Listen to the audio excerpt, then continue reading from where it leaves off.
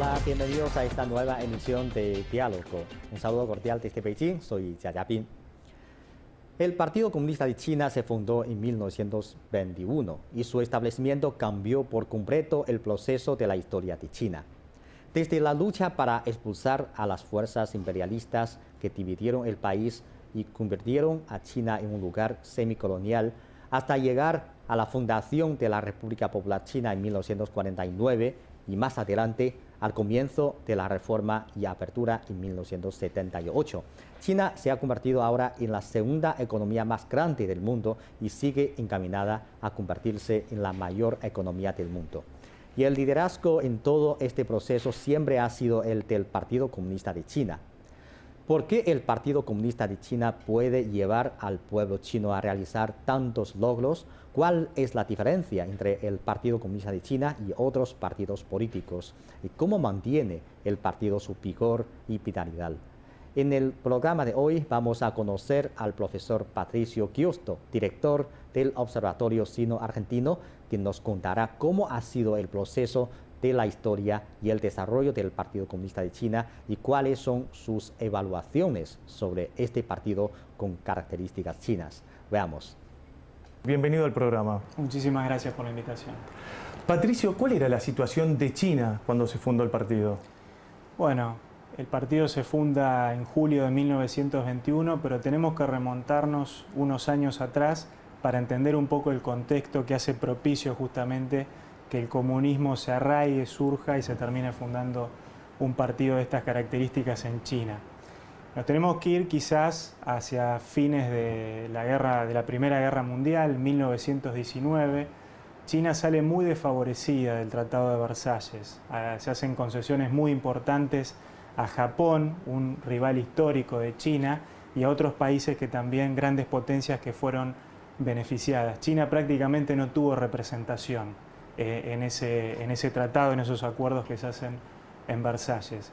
Esto tiene una repercusión importante, podemos decir, en las élites de China. Tenemos una gran porción de la población que básicamente es campesinado, que vive en zonas rurales muy alejadas, que no se entera de las cuestiones importantes que pasaban tanto en China como en el mundo, pero en Beijing y en otros centros, sobre todo en las universidades, es donde se va a generar un caldo de cultivo propicio para que surjan nuevas ideas y una fuerte resistencia a un gobierno nacionalista que estaba muy desprestigiado.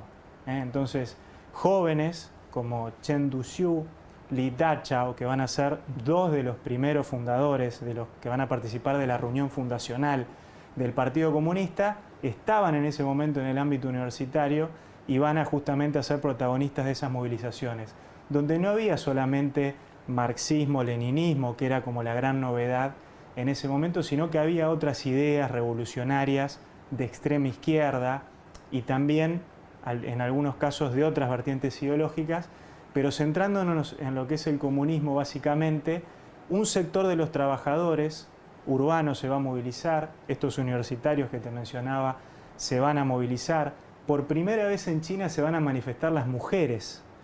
Grupos de mujeres van a salir también a manifestarse en contra de esos tratados desiguales de los cuales China ya tenía antecedentes en la historia.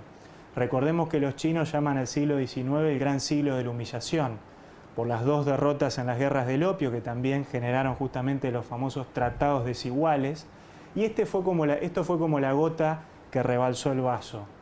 Una gran decadencia de la, digamos, imperial, que termina en 1911, y después un gobierno republicano que tampoco logra hacer pie nacionalista, y en este momento, entonces en 1919, tenemos este movimiento que justamente Mao, en varios de sus escritos, va a reivindicar como una de las semillas del partido.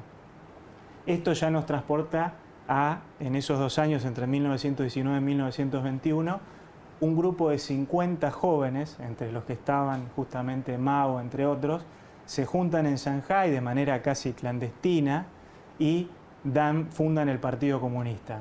Las autoridades se enteran de esta reunión y los últimos 2 días de ese congreso justamente ellos se tienen que trasladar a una ciudad cercana que se llama Jiaxing, en un lago, y arriba de un barco turístico completan el congreso. Estas 50 personas. Es increíble, uno lo ve en retrospectiva, hoy el partido tiene casi 100 millones de miembros, pero así fueron los orígenes del partido. Es la columna vertebral del sistema político, ¿no? El partido político. El Partido Comunista, desde la fundación de la República Popular, que se da en el año 1949, 1 de octubre de 1949, con la conclusión de la Guerra Civil que tiene una primera parte previo a la Segunda Guerra Mundial. Con la invasión japonesa a China se logra el segundo frente unido. Los nacionalistas y los comunistas que estaban en combate hacen una tregua para poder combatir a los japoneses, y es muy interesante porque esa circunstancia termina siendo, pese a que fue una tragedia por toda la gente que murió, por toda la destrucción que hubo, los comunistas estaban a punto de ser aniquilados en esa guerra civil. La interrupción y digamos, esta unión para combatir a los japoneses los termina fortaleciendo, les termina generando una mayor profesionalización, podemos decir. Ellos reciben también recursos, y cuando se reanuda la guerra civil, los comunistas se terminan imponiendo. Desde ese momento el Partido Comunista, como bien vos mencionás, se convierte en la piedra basal del sistema político. Es un sistema que está encolumnado en función de ese partido, aunque hay otros partidos menores que en China se conocen como partidos democráticos, entre comillas, porque tienen cierta representación, pero el único partido que puede gobernar a China, según la Constitución, es el Partido Comunista. Este es un sistema que es único en el mundo. Si bien podemos tomar casos como el de Corea del Norte, quizás Vietnam, otros lugares donde existen el Partido Comunista, digamos, gobierna, es un sistema único por sus características, no solo jurídicas, legales, de cómo es esa constitución, sino por los componentes culturales que son únicos de China, también que están reconocidos en algunos casos explícitamente en esa constitución, y desde otro punto de vista que son parte de la cultura política de China. Esto es muy importante porque generalmente en Occidente cuesta comprender esto. Si uno se queda solamente con la lectura de lo que dice la Constitución o lo que dicen otras normativas de China, uno no alcanza a tener una visión acabada de lo que implica esto, de lo que es el liderazgo y único del Partido Comunista. Patricio, ¿cuál es la matriz de su origen? Bueno, nosotros tenemos ahí claramente una fuente que es post-revolución rusa de 1917, a través de Rusia del Este, del extremo nororiental, ingresa por el norte de China, ingresan algunos emisarios del naciente régimen bolchevique en Rusia a China, porque veían que había una situación propicia justamente desde Moscú. Se observaba que China era un campo propicio para que estas ideas prosperen. En un primer momento lo que tenemos es el gobierno del Kuomintang, ¿sí?, con el general Chiang Kai-shek, donde el Partido Comunista es como una facción menor. Esto es importante porque a veces se genera confusión. Terminamos en una guerra civil posterior, pero en un primer momento el comunismo participa en el primer Frente Unido de ese gobierno. Pero ¿qué pasa? Rápidamente con el tiempo, dijimos que en 1921 eran 50 miembros nada más los que fundan el partido. 2 años después, en 1923, ya había más de 1000 miembros del Partido Comunista activos que estaban generando en el interior de China, donde ellos ven que era su fuente justamente de futura militancia política y donde sus ideas de alguna forma tenían mejor repercusión, en el sector rural, que era justamente donde se empieza a generar un contraste con las élites, podemos decir, nacionalistas del Kuomintang, más afianzadas en los núcleos urbanos, y ahí ya tenemos un enfrentamiento que no es solamente político-ideológico, sino que es un choque de culturas. Pero tenemos el origen desde Rusia, pero después ya rápidamente adquiere características muy particulares de la idiosincrasia y de la situación económico-social de China. ¿Cómo fue evolucionando con el correr de los años?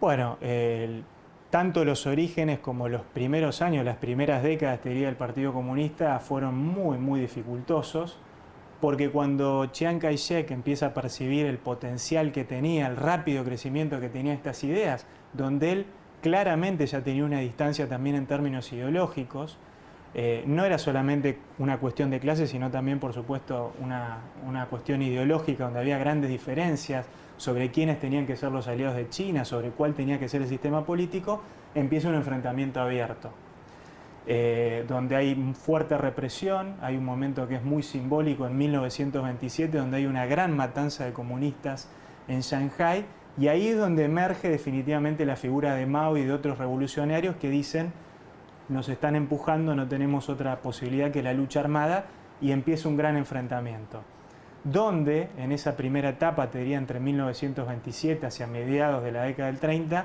es absolutamente desfavorable para el comunismo. Los comunistas son perseguidos, son desplazados de los principales centros donde ellos, digamos, gobernaban, incluso en el interior profundo de China, y terminamos en un momento, en uno de otro de los momentos épicos, podemos decir, por lo menos así es considerado por la literatura comunista, que es la Larga Marcha. Es el repliegue final donde los nacionalistas justamente esperaban la aniquilación total del remanente de los comunistas. Esa larga marcha va a durar 370 días.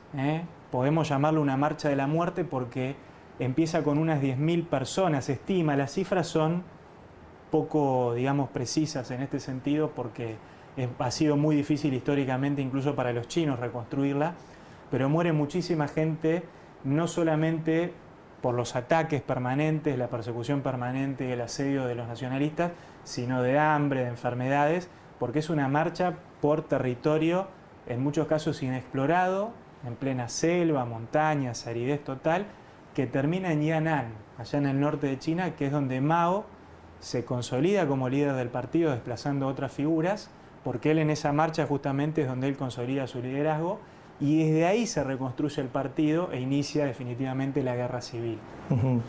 Mao exaltó el papel del campesinado pobre, ¿no? Rural pobre.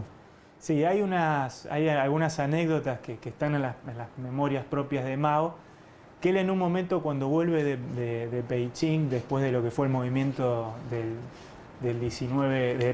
mayo de 1919, él tenía un cargo de bibliotecario, ¿sí? Le habían conseguido un cargo de bibliotecario y él aprovecha ahí para leer un montón.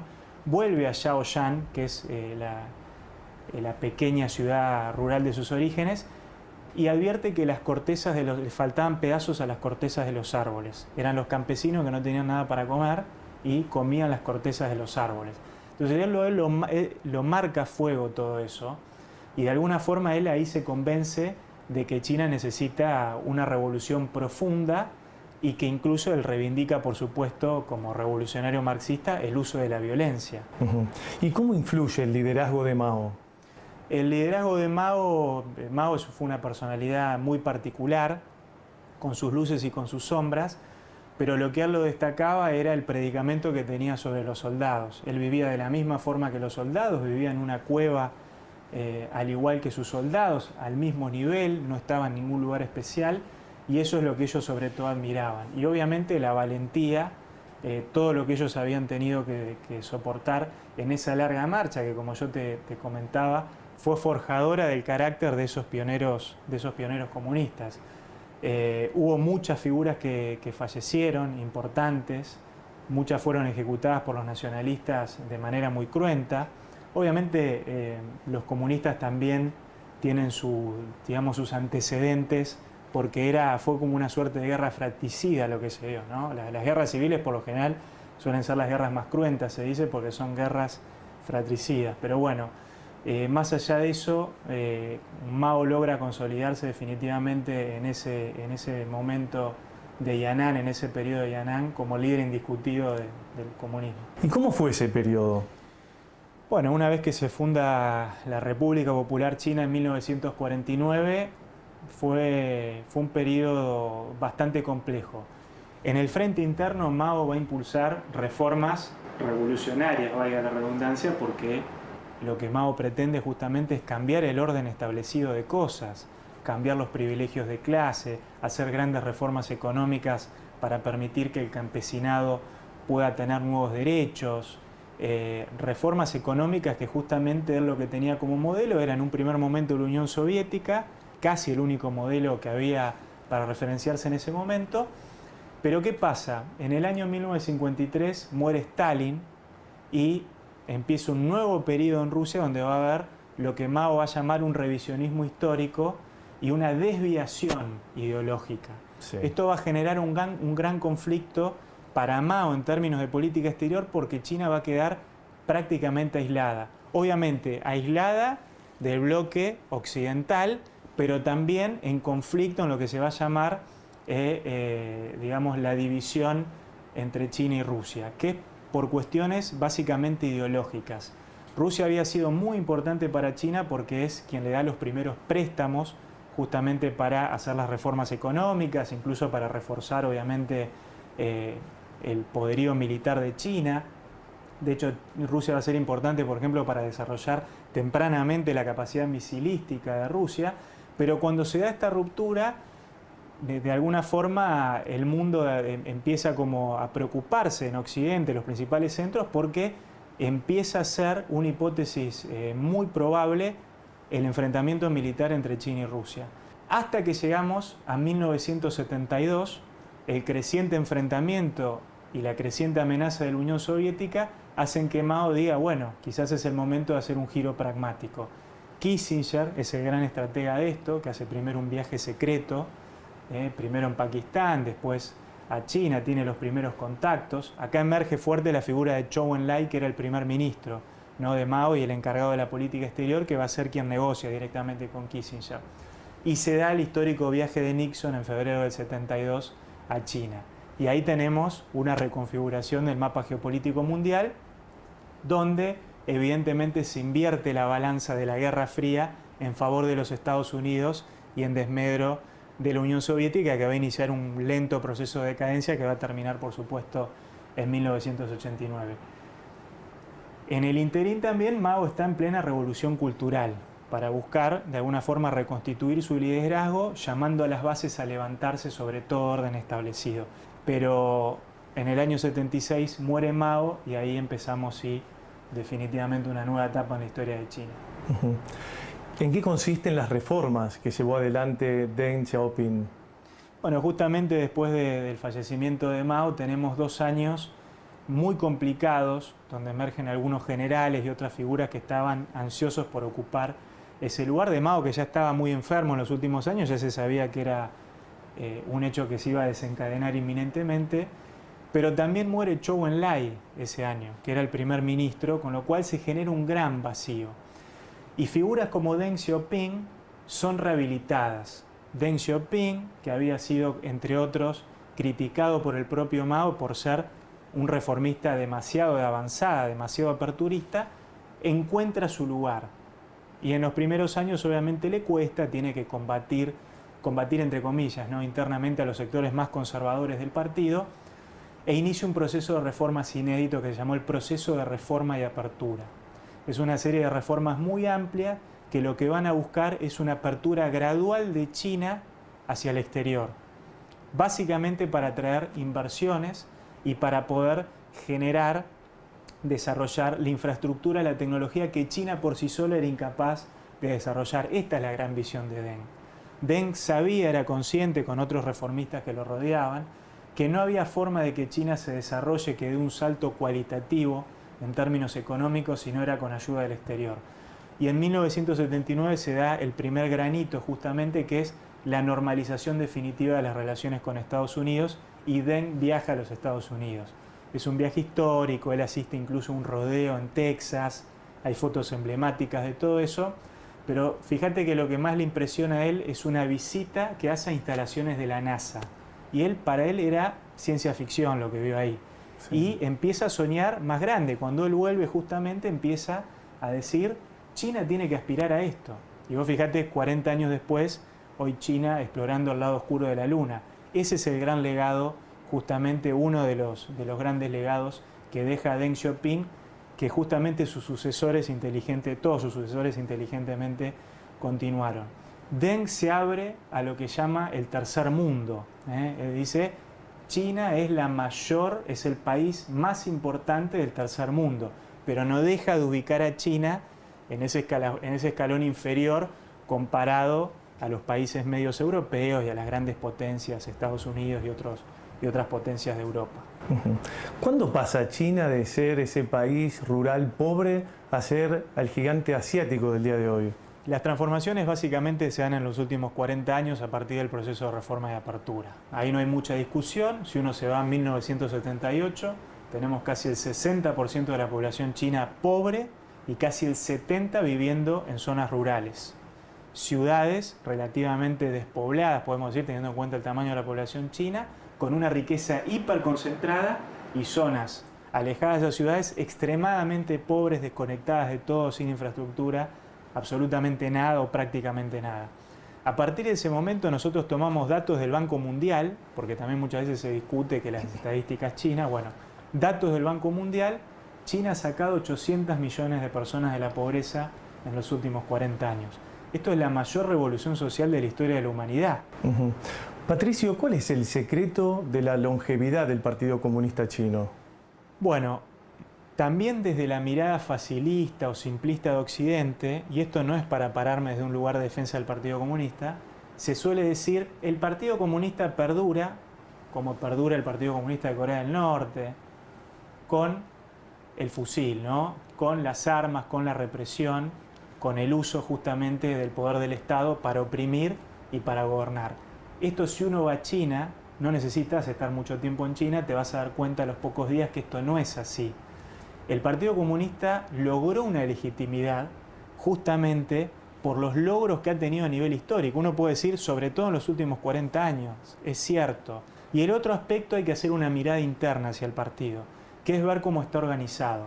Tiene una organización como si fuera una gran maquinaria, un engranaje que funciona de una manera perfecta, puede decir uno, en el sentido de que es una pirámide donde se sabe exactamente qué rol tiene cada estrato. Es muy difícil encontrar a alguien que no esté preparado, porque en China también lo que nosotros advertimos es una meritocracia. Uno puede decir, ¿meritocracia es opuesto a democracia? Bueno, en algunos aspectos uno puede decir que sí, porque prima más el mérito, lo que uno posee, en términos sobre todo de conocimiento me refiero, a que si vos tenés cierto apoyo popular. Pero bueno, esa es otra de las particularidades del sistema que ha favorecido ese funcionamiento del partido. Tengamos en cuenta en un país que tiene 1.400 millones de personas, que tiene 23 provincias, que tiene regiones autónomas, que tiene 56 minorías, que es uno de los países más extensos del mundo, que tiene más de 15 vecinos. Entonces, es probable que si uno hace una reforma de tipo democrático occidental en China, yo tengo grandes dudas de que eso podría funcionar. Claro. O en todo caso, yo creo que requeriría un proceso muy, muy extenso en el tiempo, teniendo en cuenta los tiempos milenarios, ¿no?, de China, sobre todo para lo que son las transformaciones de tipo político-cultural. ¿Y le preocupa al Partido Comunista Chino el futuro por todas las modificaciones que sufrió y vivió a lo largo de la historia? Es un partido que justamente se caracteriza por los planes quinquenales, que es algo que para nosotros en países sobre todo latinoamericanos que no acostumbramos a tener esa mirada de largo plazo, somos más inestables, los cambios políticos son más frecuentes y sociales también, por supuesto. Ellos tienen una mirada en ese sentido muy de largo plazo. Los planes quinquenales, por supuesto, son las proyecciones para los próximos 5 años con metas muy concretas. Pero sobre esos planes quinquenales suele haber miradas de décadas. Por ejemplo, China tiene su plan Made in China 2025, con foco en un mayor desarrollo, en generar nuevos saltos tecnológicos. Pero también está la visión China 2035, que eso es una mirada ya mucho más adelante. Y hay metas centenarias, que justamente la fija el presidente Xi Jinping. Una de esas metas se acaba de cumplir, o se estaría cumpliendo este año, que es con el centenario del Partido Comunista, la erradicación total de la pobreza. China técnicamente lo habría logrado, ¿no? Hay diferencias por ahí en qué estadística se toma, pero la otra gran meta es hacia el 2049, con el centenario de la República Popular, convertir a China en un país con ingresos medios equivalentes a las economías avanzadas de Occidente. ¿Y cuáles serían los retos de cara al futuro? Bueno, China tiene retos internos muy importantes y externos, te diría, no menores, también en ese sentido. Empezando con lo interno, obviamente el propio presidente, el mismo presidente Xi Jinping, así lo ha expresado, sigue habiendo cuestionamientos internos de algunos sectores sobre la sustentabilidad del proceso de reforma y apertura. Algunos que dicen que permanentemente cuando hay una crisis, sobre todo por impacto de situaciones que pasan en el exterior, en este caso, por ejemplo, el impacto del conflicto con los Estados Unidos, hay sectores que dicen hay que cerrar un poco, hay que volver hacia atrás. Bueno, el presidente Xi Jinping ha sido claro y dijo el proceso de reforma y apertura es un proceso que no tiene fin, es un proceso que no tiene una meta fija en el tiempo. China va a seguir abriéndose y va a seguir afrontando esos desafíos, pero sin, digamos, claudicar en ese proceso de reforma y apertura que él tiene convencimiento que es la clave de hoy una China consolidada, ya según cómo midamos el PBI, como la principal economía del mundo. La sostenibilidad entonces de ese proceso, de todas las reformas económicas que hay por delante, pero hay algunas cuestiones sociales internas y hay una que es muy acuciante, que es el envejecimiento poblacional. Ese es un gran desafío que tiene China, porque como le pasa, no es una cuestión atípica, como le pasa a todas las naciones que logran niveles, engrosar su clase media, aumentar los niveles de consumo. China, no te olvides además, que es un país donde el 50% más o menos de la población se declara atea, o sea, hay una cultura materialista en ese sentido. Entonces, los chinos cada vez menos quieren tener hijos. Recordemos que en la época de Deng Xiaoping se fija la política de hijo único, para frenar justamente la alta natalidad de China, que se hacía insustentable. Ahora el problema justamente que es el crecimiento económico explosivo, pero ahora China tiene ese desafío de frenar el proceso de envejecimiento poblacional. Y en el frente externo, ni hablar, los desafíos que tenemos, el conflicto con los Estados Unidos yo creo que llegó para quedarse, independientemente de quién gobierna, así que ese es un tema que China sabe que está ahí y va a perdurar, y para eso se está preparando justamente también el Partido Comunista. Y después, finalmente, para completar, sabemos que vamos hacia un mundo más volátil, más inestable y sobre todo en lo que es en el mundo en desarrollo, donde hay grandes socios de China, entre otros la Argentina, que son grandes proveedores de China. Por eso China sabe, y en el marco de esta nueva estrategia que lanzó el presidente Xi el año pasado de la doble circulación, hay que recostarse más en lo interno, pero por eso es doble circulación, sin dejar de lado el proceso progresivo de reforma y apertura. Es un desafío enorme que tiene China para los próximos años. ¿Cuánto conserva del comunismo original y cuánto incorporó del socialismo? Bueno, del comunismo original, obviamente, si uno analiza los discursos del presidente Xi, hablemos 2021, ¿no? Desde ya que hay de alguna forma reminiscencias permanentes, incluso citas a ese marxismo-leninismo original, pero hay una disociación muy inteligente en lo que es la práctica, porque yo creo que el pragmatismo justamente es otro de los rasgos distintivos del comunismo chino que no tienen otros comunismos rígidos en el mundo. Si uno analiza Corea del Norte, Cuba, ve que son comunismos de alguna forma mucho más rígidos, y en ese caso el chino, si bien reivindica, de alguna forma reconoce sus orígenes, reconoce ese legado, en la práctica prima el pragmatismo sobre todo en el plano económico y en el plano, podemos decir, del management político, de la gestión pública. Claro. ¿Sí?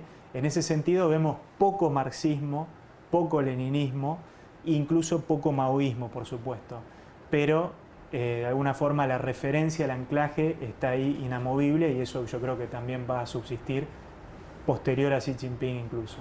Patricio, muchas gracias por esta nota para CGTN en español. Muchísimas gracias a ustedes, un gran gusto.